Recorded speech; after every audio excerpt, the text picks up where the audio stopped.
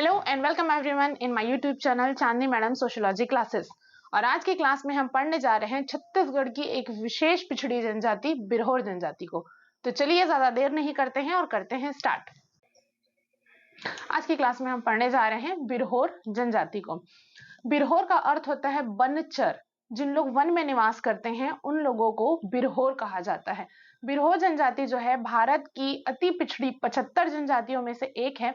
और यदि हम छत्तीसगढ़ की बात करें तो छत्तीसगढ़ में 7 विशेष पिछड़ी जनजातियां हैं, जिनमें से एक है बिरहोर जनजाति। बिरहोर जनजाति की 7 पिछड़ी जनजातियों में से यदि उनकी जनसंख्या की बात करें तो सबसे कम जनसंख्या जो हमको मिलती है वो बिरहोर जनजाति में है। लगभग 3490 ही है जो बिरहोर जनजाति के लोग हैं। और इन 7 विशेष पिछड़ी जनजातियों में देखा जाए तो सर्वाधिक जनसंख्या जो है 79,744 ये बैगा जनजाति के लोग हैं जो छत्तीसगढ़ में पाए जाते हैं। बिरहोर जनजाति पे कई समाजशास्त्रियों ने किताब लिखी है, जिसमें सबसे प्रसिद्ध एस.सी. रॉय द्वारा लिखी गई पुस्तक द बिरहोर है, जिसमें उन्होंने बिरहोर जनजाति की सांस्कृतिक, पारिवारिक, सामाजिक सभी विषयों पर चर्चा की है। द बिरहोर नाम की पुस्तक। अब हम देखते हैं कि बिरहोर जनजाति का घनत्व कहाँ है, ये कहाँ पाए जाते हैं। तो मुख्य रूप से बिरहोर जनजाति जो है वो झारखंड के छोटा नागपुर वाला जो क्षेत्र है पठार, वहां पाया जाता है। और छत्तीसगढ़ में बात करें तो छत्तीसगढ़ राज्य के रायगढ़ तथा सरगुजा जिले में जो छोटा नागपुर से जो लोग हैं वो आकर वहां पर बसे हुए हैं छत्तीसगढ़ में, रायगढ़ और सरगुजा क्षेत्र में। और मुख्य रूप से बिरहोर जनजाति जो है वो झारखंड में पाई जाती है। अब हम देखते हैं कि बिरहोर जनजाति की जीवन शैली कैसी है। तो ये वन्य जनजाति हैं जो जंगल पर आश्रित हैं, जंगली जीवन पर विश्वास रखता है।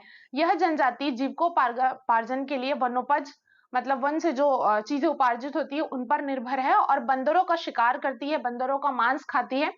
मतलब ये आदिम व्यवस्था जो है उस व्यवस्था की परिचायक है, अभी भी शिकार करके बंदरों का मांस खाती है और अपना जीवन यापन कर रहे हैं। इनका आवास स्थान यदि देखें तो यह मुख्य रूप से पर्वतों में झोपड़ी बनाकर रहते हैं।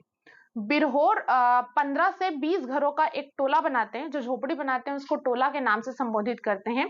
यह जो झोपड़ी है इसको कुरहा और कुड़िया कहा जाता है, जो कि शंक्वाकार के रूप में होता है। आप देख पा रहे होंगे जो शंक्वाकार है, इस आकार में ये झोपड़ियों का निर्माण करते हैं। झोपड़ी मुख्य रूप से लकड़ी, बांस, बल्ली या घास फूस, पेड़ पत्तों के द्वारा बनाई जाती है। बिरहोर का आवास स्थान जो है एक कमरे का होता है, जिसमें दैनिक जीवन की सभी वस्तुएं, धान कुटाई साधन, चटाई, सूपा, टोकनी, खाना बनाने के मिट्टी के बर्तन, तीर कमान, कुल्हाड़ी, मछली का जाल, ये सभी चीजें इनके एक कमरे में उपस्थित होती हैं। कुल्हाड़ी और तीर कमान रखना बिरहोर जनजाति के जो पुरुष होते हैं इनकी विशेष पहचान होती है। अब हम देखेंगे बिरहोर जनजाति के जो लोग होते हैं उनका वस्त्र किस तरह से होता है। तो जो पुरुष होते हैं वो परंपरागत लंगोटी या छोटा पंछा कमर के नीचे लपेटते हैं। पुरुष बड़ी कमीज या धोती कुर्ता भी पहनते हैं। महिलाएं जो है विशेष अवसर पर ही अपने पूरे शरीर में साड़ी, जिसको लुगड़ा कहते हैं, वो लपेटती हैं। और बिरहोर परिवार के जो छोटे बच्चे होते हैं वो बहुत कम ही कपड़ा पहनते हैं। अब हम देखेंगे बिरहोर जनजाति के आहार के ऊपर। ये चावल, कोदो, पेज, मौसमी फल, साग सब्जी और जंगल में मिलने वाले जितने भी प्रकार के कंदमूल होते हैं, जिसमें नकौवा कांदा हो गया, डीडे कांदा, पिठास कांदा, लांगे कांदा, इन सब चीजों का सेवन करते हैं। और क्योंकि ये जंगल में निवास करते हैं इसलिए मांसाहारी भी होते हैं। तो ये मछली, चूहा, केकड़ा, सुअर, मुर्गी, बकरे, यहाँ तक कि चोरी छिपे जंगली जानवर, बंदर तथा हिरण का शिकार करके भी उनका मांस खाते हैं। इस तरह से आप देखेंगे कि जंगल में जितने भी जंतु जानवर मिलते हैं उन सब का शिकार करके उनका आहार करना इनको अति प्रिय होता है। साथ ही साथ ये महुए का शराब बनाते हैं और उसका सेवन करते हैं।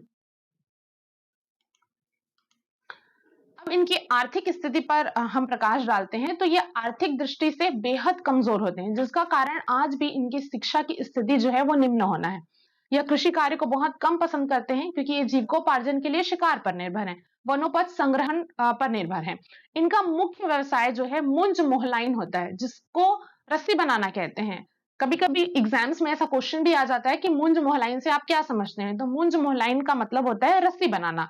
ये हर समय चलते फिरते अपने हाथ में एक यंत्र रखे रहते हैं, जिसके साथ ये रस्सी बनाने का कार्य करते हैं। इस रस्सी को बनाकर वो बाजार में बेचकर अर्थोपार्जन करते हैं। बिरहोर महिलाएं जो हैं 12 महीने जंगल में वनोपज संग्रहण करती हैं और उस वनोपज से जो वस्तुएं संग्रहण होती हैं उनको हाट में या बाजार में जाकर विक्रय करने का कार्य करती हैं और वही उनके आय का साधन होता है। तो आप देख पा रहे हैं कि बिरहोर जनजाति की आर्थिक स्थिति जो बहुत कम है, इसके कुछ मोटे-मोटे कारण हैं। एक तो शिक्षा की स्थिति है, दूसरा ये वनोपज संग्रहण पर निर्भर करते हैं और रस्सी बनाने का कार्य करते हैं, जिसको ये बाजार में जाकर बेचते हैं और अपना व्यवसाय चलाते हैं। अब हम देखते हैं कि इनकी परिवार की स्थिति कैसी है।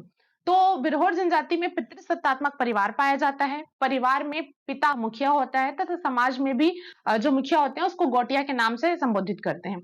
बिरहोर जनजाति में विवाह जो है समगोत्री विवाह वर्जित है, मतलब एक ही गोत्र में विवाह नहीं किया जा सकता है।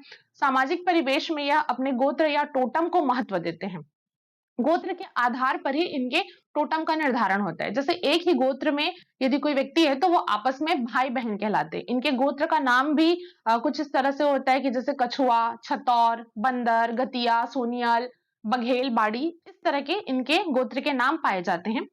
बिरहोर जनजाति की पहचान दो प्रकार से होती है। दो प्रकार के बिरहोर जनजाति पाए जाते हैं। एक होते हैं घुमंतु घुमंतु बिरहोर, जो यहाँ वहां घूमते रहते हैं और अपना जीवन चलाते हैं। इन घुमंतु बिरहोर को उथलू नाम से संबोधित किया जाता है। और दूसरे प्रकार के बिरहोर जो होते हैं जो बस्ती में निवास करते हैं, एक घर बनाकर रहते हैं, जिनको जघीस के नाम से संबोधित किया जाता है। तो आपने देखा है कि बिरहोर जनजाति को दो प्रकार के पाए जाते हैं, एक घुमंतु प्रकार के और एक वो बिरहोर जो बस्ती में निवास करते हैं घर बनाकर।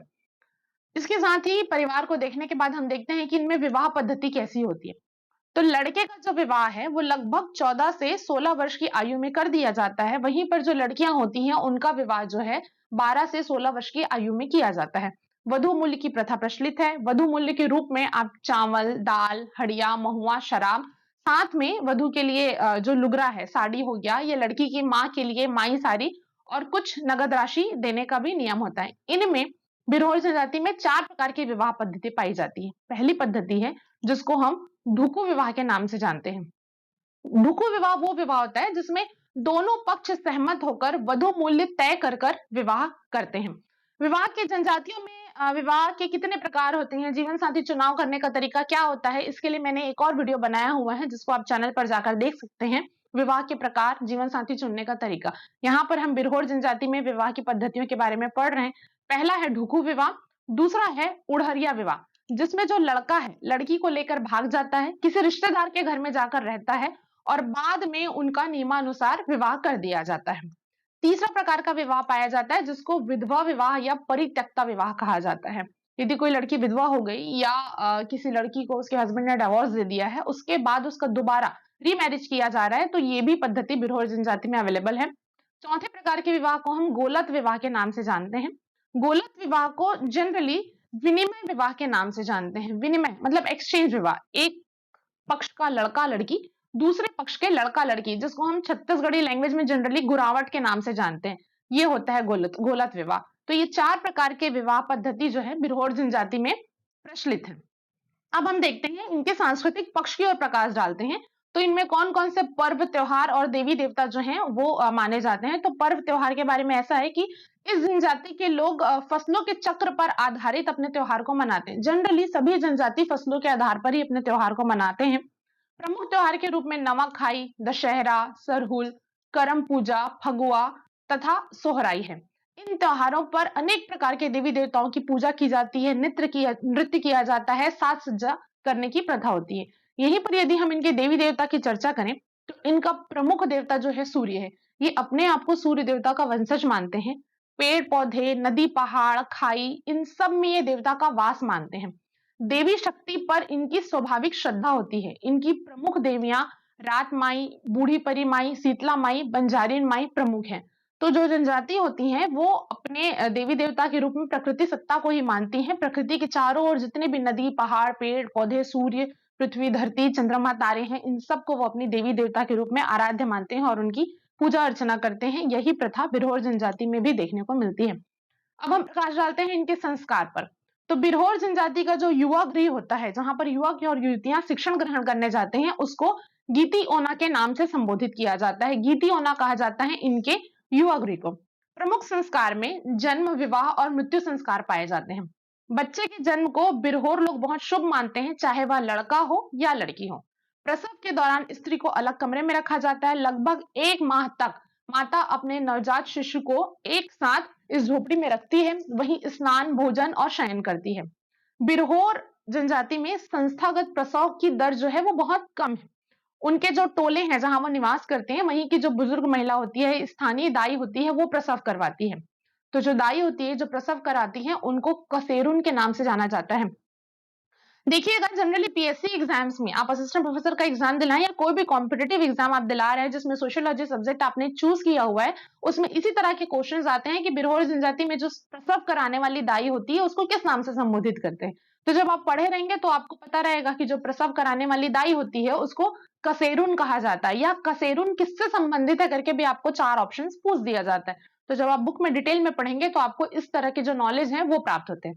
ठीक है। बच्चे के जन्म के 7वें दिन छठी मनाने की परंपरा होती है, जिसे सूरज पूजा के नाम से कहते हैं। 7वें दिन बच्चे को सूरज देवता के सामने ले जाया जाता है और उसको छठी के नाम से संबोधित करते हैं। और इसी 7वें दिन में जो प्रसूता होती है, बच्चे की माँ होती है, उसको स्नान कराया जाता है, प्रातः काल उगते सूरज का दर्शन कराया जाता है, जिसको पूजन कर्म कहते हैं।